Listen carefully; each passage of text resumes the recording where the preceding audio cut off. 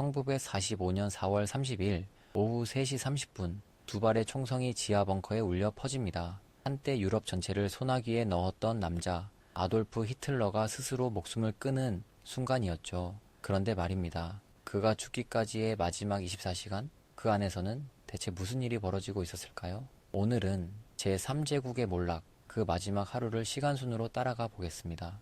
때는 1945년 4월 29일 저녁, 그러니까 히틀러가 죽기 약 20시간 전입니다. 이 시점에서 베를린은 이미 소련군에게 완전히 포위된 상태였어요. 붉은 군대가 시내 곳곳을 점령하고 있었고 히틀러가 숨어있던 총통 벙커까지는 불과 500m 거리였습니다. 포격 소리가 천장을 뒤흔들고 먼지가 떨어지는 벙커 안에서 히틀러는 충격적인 소식을 듣게 됩니다. 하지만 아이러니하게도 바로 그날 밤 히틀러는 결혼식을 올립니다. 상대는 오랜 연인이었던 에바 브라운이었죠. 지하 벙커의 작은 회의실에서 치러진 이 결혼식은 세계 역사상 가장 기이한 결혼식 중 하나로 기록됩니다. 폭격이 계속되는 와중에 촛불 아래서 간소한 예식이 진행됐어요.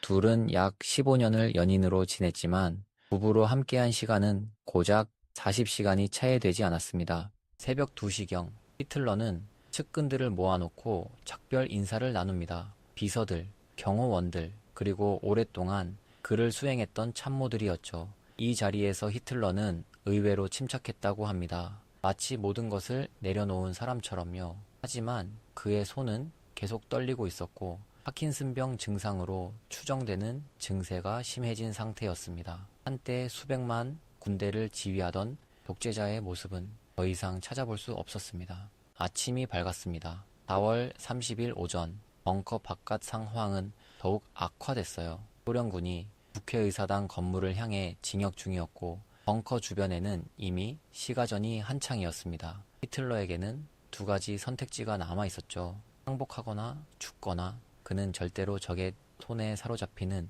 치욕을 당하지 않겠다고 결심합니다. 며칠 전 무솔리니의 시신이 거꾸로 매달려 시민들에게 훼손당하는 사진을 봤거든요. 같은 꼴을 당할 바에야 라는 생각이었던 겁니다.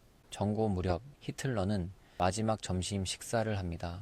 스파게티와 샐러드였다고 해요. 참 묘하죠. 역사를 바꾼 인물의 마지막 식사가 스파게티라니요. 식사 후 히틀러는 자신의 개인 시에 베르너 하제 박사를 불렀습니다. 청산가리 캡슐이 제대로 작동하는지 확인하고 싶었던 거예요. 그래서 어떻게 했냐면 자신의 애견 블론디에게 먼저 테스트를 합니다. 오랫동안 키워온 셰퍼드였는데 독약 캡슐을 먹이자 즉사했습니다.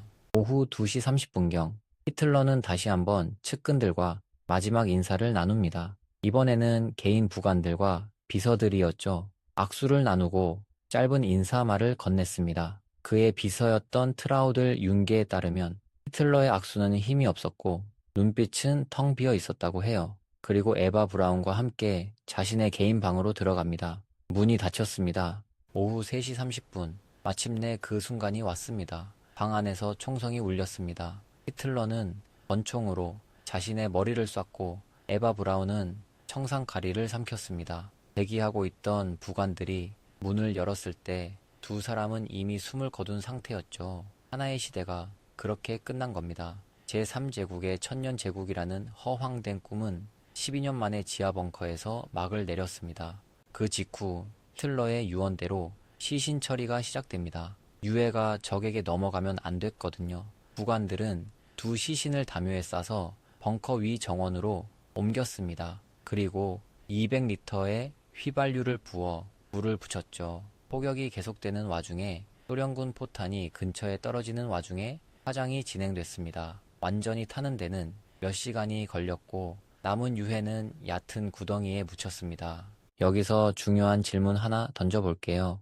히틀러는 왜 도망치지 않았을까요? 당시 일부 측근들은 알프스 산악 지역으로의 탈출을 제안했습니다. 남미로 도주하는 것도 불가능하진 않았고요. 실제로 많은 나치 고위 인사들이 전범 재판을 피해 도주에 성공했거든요. 하지만 히틀러는 끝까지 베를린에 남겠다고 고집했습니다. 역사가들은 그의 성격, 그러니까 극단적인 자존심과 아니면 도식 사고방식 때문이라고 분석합니다.